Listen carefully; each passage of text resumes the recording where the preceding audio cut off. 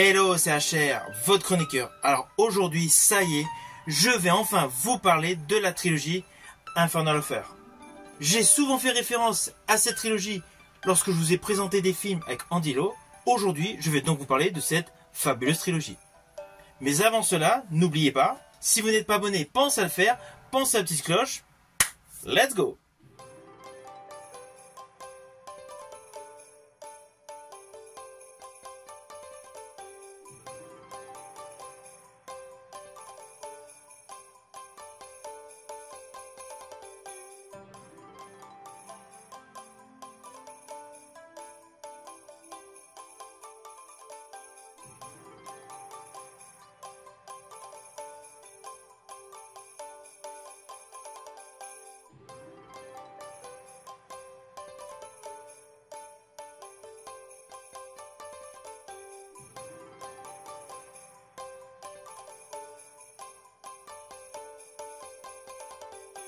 Alors tout d'abord, je tiens à vous préciser que si vous voulez apprécier au mieux l'histoire présentée dans chacun de ces trois films, il vaut mieux regarder ces films en respectant l'ordre chronologique de l'histoire et non l'ordre chronologique de sortie au ciné. Car au cinéma, l'opus 1 racontait certains détails. Après, l'opus 2 en fait est revenu sur ce qui s'est déroulé avant l'opus 1. Et l'opus 3 reprend une partie avant l'opus 1, mais forcément fait la suite de l'opus 1. Ainsi, dans cette vidéo, je vais vous présenter les films en fonction de leur année de sortie. Mais pour apprécier au mieux cette saga, il vaut mieux commencer le visionnage par Infernal Affair 2, après regarder Infernal Affair 1, et pour terminer avec Infernal Affair 3. Naturellement, avec cette vidéo, je vais respecter l'ordre cinématographique en termes de chronologie. Ainsi, nous allons débuter avec Infernal Affair. Alors ce film, on va pas se mentir, est un chef-d'œuvre du cinéma chinois. On ressent totalement l'influence de Martin Scorsese. C'est totalement indéniable. Outre le fait que la réalisation est superbe, la mise en pression est constante, l'interprétation des deux protagonistes principaux est excellente. En ce qui me concerne, j'affectionne particulièrement la prestation d'Andy Lau. Mais avant d'aller plus loin sur la partie explication, analyse, voici l'histoire. Alors naturellement, cette saga se déroule à Hong Kong. Dans ce premier opus, nous suivons donc la police locale et une triade qui se livre à une lutte impitoyable. Au cœur de cette lutte, forcément, Sam, un parrain d'un mafia local, décide d'infiltrer Lau dans la police, où il gravit rapidement les échelons. Dans le même temps, le commissaire Wong envoie son meilleur élément, c'est-à-dire Shan, comme taupe dans la mafia. Alors naturellement, Shan Wing-Hang est interprété par Tony Leung et Lau Kin-ming est interprété par Andy Lau. Vous devinez naturellement, quels que soient les clans, que ce soit le côté policier ou le côté mafieux, ils vont réaliser qu'il y a des taupes infiltrées de part et d'autre. De ce fait, l'histoire principale de ce film, l'arc narratif principal, est tout simplement la course effrénée, que ce soit pour le côté policier ou pour le côté mafieux, de démasquer la fameuse taupe. Et parallèlement, il y a un côté ambigu, un côté antagoniste, car chacun des deux protagonistes principaux, interprétés donc par Tony Leung et Andy Lau, ne supporte plus justement cet aspect de double vie, double identité. C'est là que le film prend un essor considérable. Il y a un véritable travail scénaristique. Car vous doutez, bien évidemment, les deux interprètes vont mutuellement se démasquer. Et c'est là justement que le côté complexe de l'histoire va être le point culminant de ce film. Alors oui, il y a quelques gunfights. Oui, il y a quelques courses-poursuites, quelques scènes d'action. Mais l'histoire de ce film joue essentiellement sur la tension, sur la pression psychologique et surtout la notion, la rudesse de la vie de personnages qui passent leur journée à mentir, afin respectivement de mieux tromper l'ennemi. Alors on va pas se mentir, ce film Infernal Affair est un chef-d'œuvre. C'est le must du genre sur le thème de l'infiltration policière au cœur de la mafia. En ce qui me concerne, j'estime qu'à Hollywood, il n'y a pas de meilleur film que ce film Infernal Affair pour ce sujet. Pourtant, il y a l'excellent Donnie Brasco avec Johnny Depp et Al Pacino. Mais ce film, Infernal Affair, exploite davantage la pression psychologique que peuvent ressentir les personnes infiltrées dans un milieu qui ne leur correspond absolument pas. Car au final, et c'est bien exploité dans le film, que ce soit le policier ou le mafieux infiltré, en fait, ils ne savent plus où ils en sont. Par moments, ils n'arrivent plus du tout à définir le camp originel dans lequel ils étaient. Et le personnage interprété par Tony Leung, justement dans ce film, voit assez souvent donc une psychologue en qui il a totalement confiance. Il lui précise d'ailleurs que c'est un policier infiltré, mais il lui précise dans le même temps que le fait d'être en totale immersion au cœur de la mafia, il perd complètement les pédales. Et psychologiquement, implicitement, c'est extrêmement éprouvant. Et justement, la réalisation de ce film d'Andrew Lowe est extrêmement réaliste. On a vraiment l'impression que l'ensemble du récit qui nous est présenté est un retour live action d'expériences vécues. Alors vous vous doutez, forcément ce film a eu un succès incommensurable. Ça a été une très très grande surprise. C'est la première fois en 2002 donc qu'un thriller Made in Hong Kong a cartonné sur l'ensemble de la planète, ce qui a naturellement provoqué une suite. Et c'est là qu'au début il y a eu un petit problème, car au vu du final de ce premier opus, c'était assez compliqué de faire une suite. Alors ne vous inquiétez pas, pour ceux qui ne connaissent pas le film, je ne vais pas vous dire comment se termine le premier opus. Mais du coup, effectuer tout de suite une suite, c'était assez compliqué.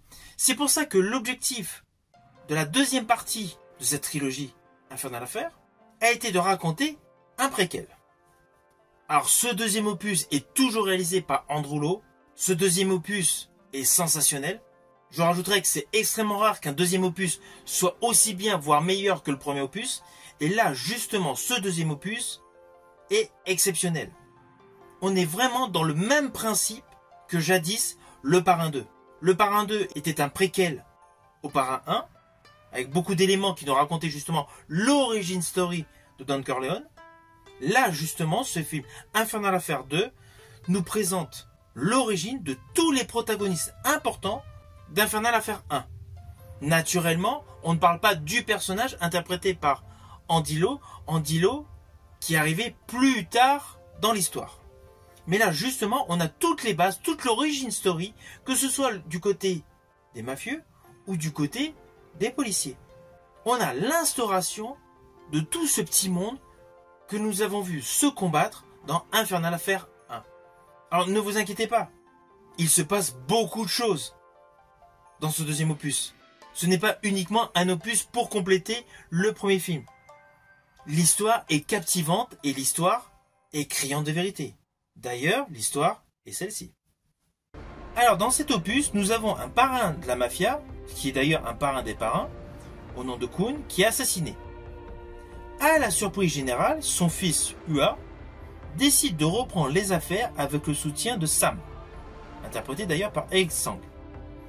Redoutant une guerre de gangs sanglante, l'inspecteur Wong, interprété par Anthony Wong, se prépare à infiltrer la triade via Yan, interprété par Sean Yu, un jeune policier.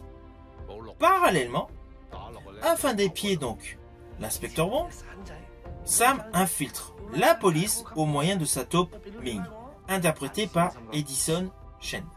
Alors dès l'ouverture de ce second opus, on devine aisément le process de tout le film. Il y a un côté dialogue, nous avons un homme qui raconte une affaire qu'il a effectuée. Assez rapidement, il y a un crime qui se déroule, avec une scène très violente, et le générique arrive. Et là, tout au long du film, au fur et à mesure que nous avançons dans l'histoire, nous voyons les années qui s'égrènent. Dans un premier temps, l'action se déroule en 1991, après en 1995, ainsi de suite. Oui, car à la fin du film, on arrive en 2002. 2002, l'histoire d'Infernal Affair avec Tony Leung et Andy Lau. Mais voilà, ce film donc va approfondir la montée en puissance du clan des mafieux et parallèlement nous présenter l'efficacité et les procédures judiciaires assez longues entreprises par les forces de l'ordre. Alors évidemment, il y a des règlements de compte, également vous allez voir des courses-poursuites, des gunfights, mais l'aspect psychologique est de nouveau mis en exergue. Alors on va pas se mentir, si vous n'avez pas vu cet opus, vous pouvez directement regarder le premier et le troisième. Mais l'avantage de ce second opus, c'est qu'il approfondit donc tous les arcs narratifs autour des personnages emblématiques que vous voyez dans le premier opus et dans le troisième opus. De ce fait, cet opus, au final, est totalement indispensable. Par ailleurs, il a aussi la particularité de pouvoir être visionné tout seul. Ce deuxième film peut faire l'objet tout simplement d'un visionnage unique. La trame scénaristique de ce second film d'Andrew Lowe est tellement cohérente, tellement complète, qu'elle se suffit elle-même. Alors vous doutez, forcément, je vous ai dit que c'était une trilogie. Forcément, ce film a également eu un énorme succès. Du coup, il y a eu un troisième opus. Mais un troisième opus où l'acteur principal du premier film, c'est-à-dire Andy Lau, qui avait justement un rôle ultra ambigu, va de nouveau être sur le devant de la scène dans le troisième opus. Alors ce troisième opus est toujours réalisé par Andrew Lowe et nous retrouvons donc le duo d'acteurs Tony Leung et Andy Lau qui était la tête d'affiche du premier opus de la trilogie Infernal Affair. Alors pour ceux qui ont vu le premier film, vous devez vous dire mais comment est-ce possible que nous retrouvons ces deux acteurs? Oui, je ne précise pas pour ceux qui ne connaissent pas la saga, donc je ne vais pas dire ce qui se passe pour ces acteurs dans le premier opus. Mais justement, dans ce film, il y a pas mal de flashbacks, ce qui rend légitime de voir les deux acteurs. Mais n'oublions pas que ce film assure à 200% la suite réelle d'Infernal Affair opus 1 de 2002. Nous retrouvons d'ailleurs également la psychologue qui avait en charge donc le personnage interprété par Tony Leung. Celle-ci a un rôle prépondérant dans ce troisième film. Et d'ailleurs, la scène finale de ce film est avec elle. Enfin, oui, la scène qui est juste avant le petit dernier plan séquence avec l'un des deux protagonistes assis quelque part. Mais bon, ne vous inquiétez pas, je ne vous raconterai pas la fin de ce troisième opus. Ainsi, ce film reprend la dimension psychologique, la dimension donc, où le mental est totalement bouleversé que nous avions dans les deux autres films. Ce film, selon moi, n'est pas meilleur que les deux précédents, mais ce film est une correcte conclusion à cette trilogie. Elle est réellement dans la continuité. Et l'histoire est totalement cohérente. D'ailleurs, le pitch de ce film est le suivant. Alors, l'histoire de ce film est la suivante. Nous sommes donc une dizaine de mois après les événements du premier opus, et justement, l'un des deux protagonistes qui s'en était sorti à la fin du premier film revient aux affaires internes. Quelque temps après, il y a un étrange suicide d'un policier. De ce fait, un jeune policier est suspecté d'être une taupe travaillant pour la mafia.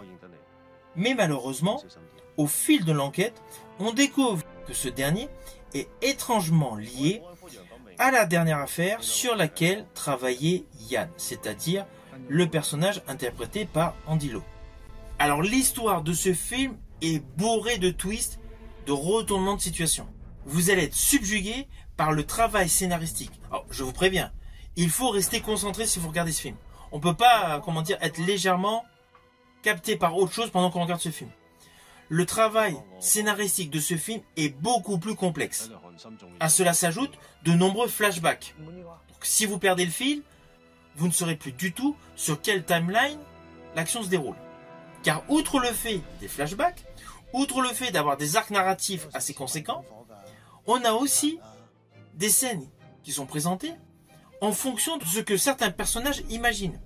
Par exemple, à un moment précis, pour vous faire simple, il y a un homme qui est en train de s'endormir à côté d'une jeune femme, une psychologue, et il s'imagine dans sa tête qu'il est en train de boire un verre avec elle. Donc forcément, nous voyons la scène où il boit le verre avec elle. Mais en fait, cela ne s'est jamais produit. Voilà. Dans ce film, il y a beaucoup de scènes de la sorte.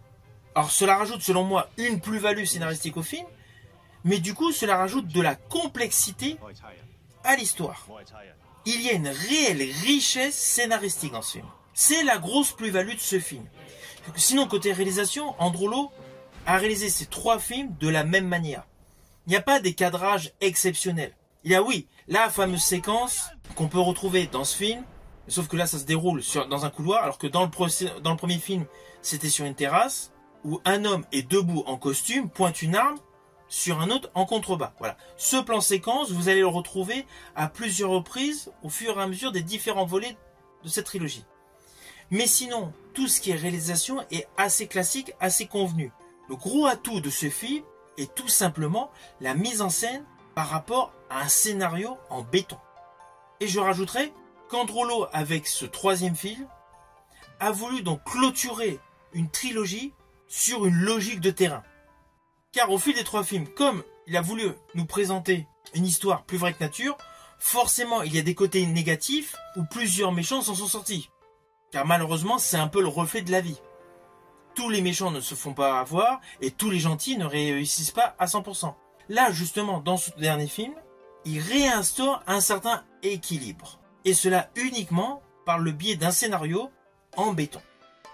Alors même si ce 3e opus n'est pas forcément le meilleur de cette trilogie, ce 3e opus reste un très bon film et surtout un très bon film en totale alchimie scénaristique avec les 2 autres volets.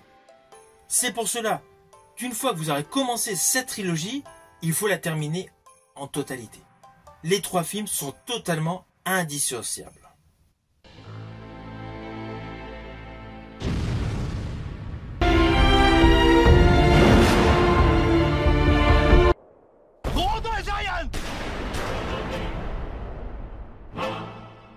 Alors au final, naturellement, je vous invite à découvrir cette trilogie Infernal Affair. Elle est disponible par le biais de supports physiques, DVD ou Blu-ray, mais vous pouvez également la découvrir par le biais de plusieurs plateformes de streaming. Je pense principalement à Netflix, Google Play ou YouTube. Si ma vidéo vous a plu, n'oubliez pas petit pouce vers le haut, pensez au partage. Quant à moi, je vous dis à bientôt pour une prochaine vidéo.